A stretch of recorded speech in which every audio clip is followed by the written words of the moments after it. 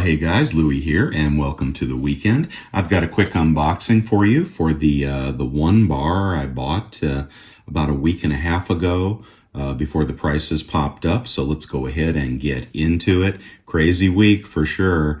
I said Monday was going to be fun. Well, Monday wasn't fun because silver got knocked back down.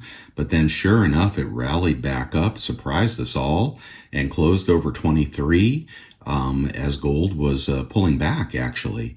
So crazy week, actually crazy week.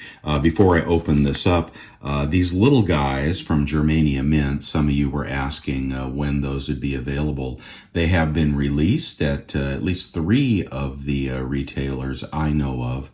I think it's Bold, Monument, and Hero. Check out the best price on those if you're looking for a bunch. They come in boxes of 20.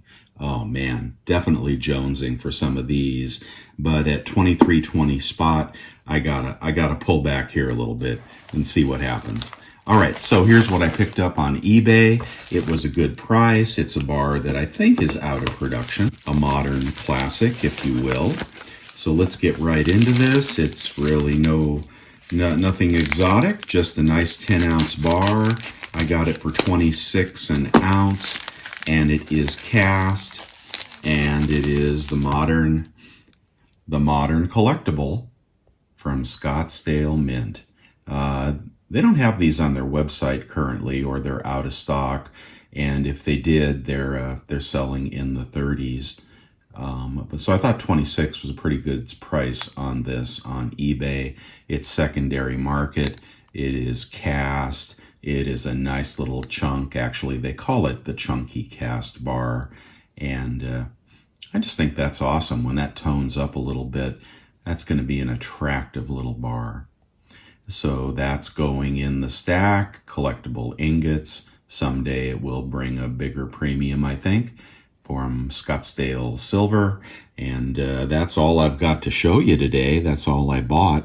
I kept waiting for the pullback because I did want to pick up 20 of those Germania Mint 1-ounce ingots.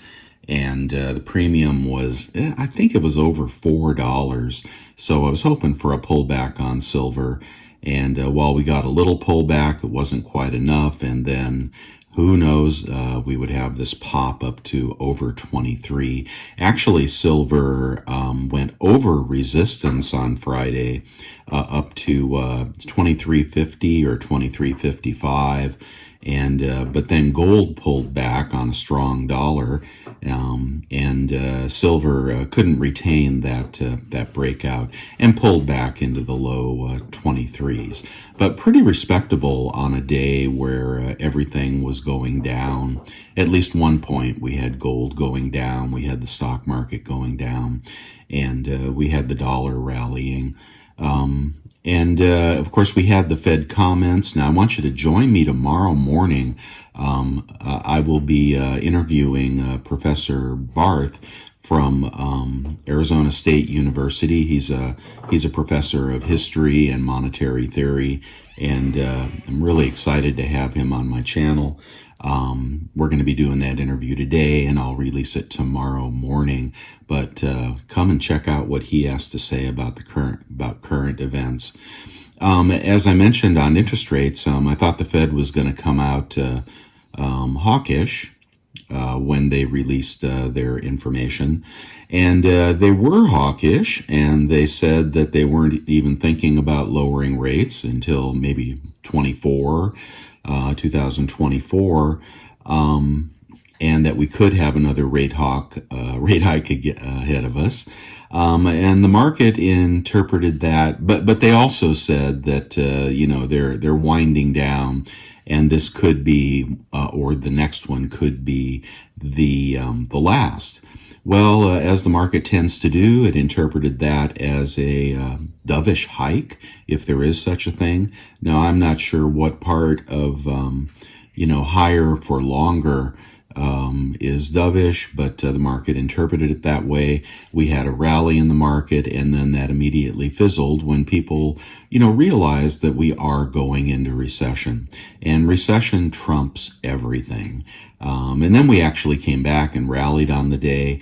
But the surprising thing was the movement into bonds.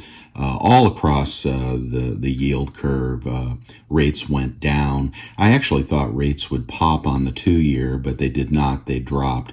That could have something to do with continued contagion in the banking sector, the too big to fail banks, with the addition of Deutsche Bank, which everybody knew was a weak bank.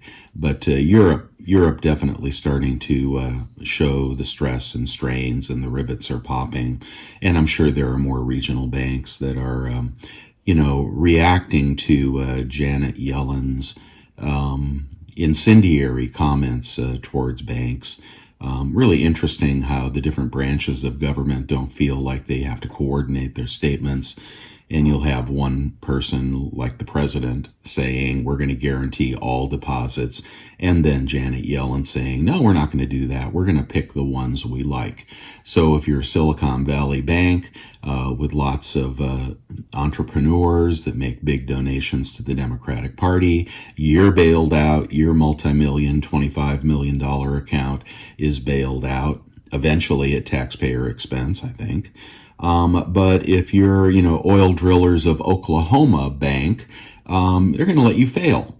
Over $250,000, which is a lot of businesses. You can't run a business on $250,000 of cash flow. So I'll let you ponder the discrepancies there. And of course, Jerome Powell deferred to the Treasury for the banking crisis. But everything is strong. Don't worry. We got your back. Oh, no, we don't. Yes, we do. Well, maybe we do. I don't know. If you can figure that out, maybe you're smart. But there definitely was panic in the markets. I think people were buying bonds again to get out of the banks. And I think that's what drove the rates down, in addition to what they're calling this dovish hike. I don't know how these rates can stay this low with the Fed committed to maintaining the hawkish stance. What the market is saying is they don't believe him. They don't believe anything he says, or they're just buying bonds for safety. Either way, you can get a 3-month bond, a 6-month bond near 4.5%, and if you go out to 2-year, it's going to drop quite a bit.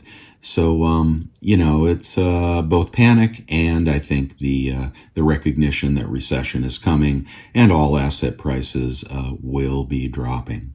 Will these higher rates be enough to crush inflation? Well, that is yet to be seen.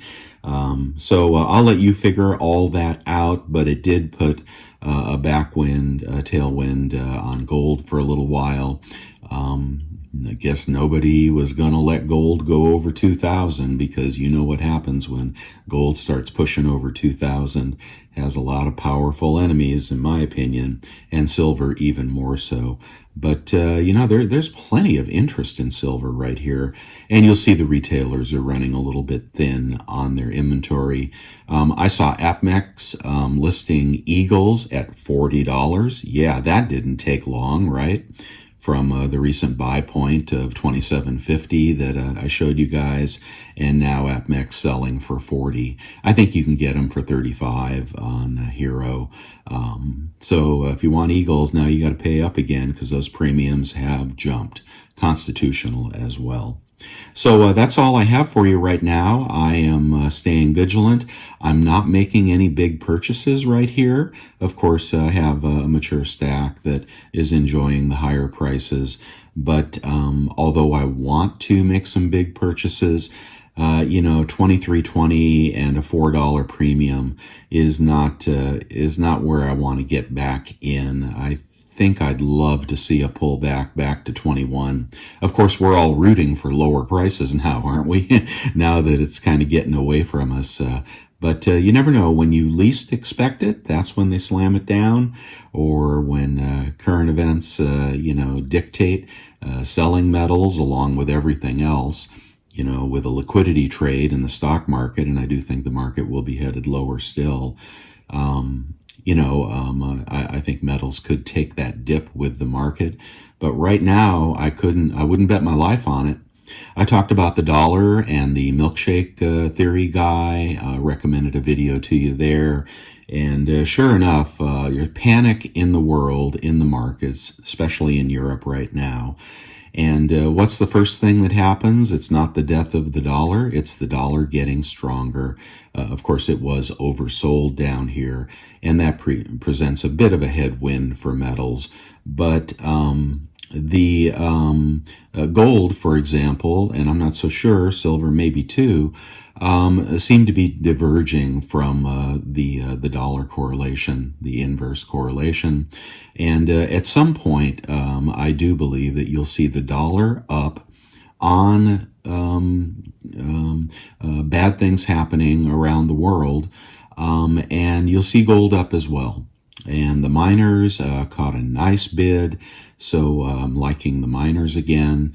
But again, you never know when you're going to get the push down. You almost have to take a long-term view if you're going to buy metals and miners. Don't you like that cast bar? That's in nice shape. I kind of like this little rim on the back. I don't know what it is about that rim, but it's very non-production. These are all cast and they're all a little different, but gosh, that's a beautiful bar at 26 an ounce. The killer, though, for me is when I buy one bar, I got to pay sales tax. So that drives my price up by 6-7%. So there you go. That's all I have for you. I do hope you'll come back tomorrow, and we are going to go in depth with Professor Barth. He is a man that I have tremendous respect for. And he is an academic, but really understands the history of money, the history of the world, and those two things often really go hand in hand. It is the monetary system that creates prosperity or devastation, and he has multiple videos on that. He teaches a class on that at Arizona State, which I have audited and watched every video. Really fascinating. And he has some thoughts about the Federal Reserve and current theory. He's been quite critical of the Federal Reserve, I think, as many of us have been. So do come back tomorrow morning for that interview with Professor Barth from Arizona State University. You guys, please give me a like and subscribe, and I will see you tomorrow.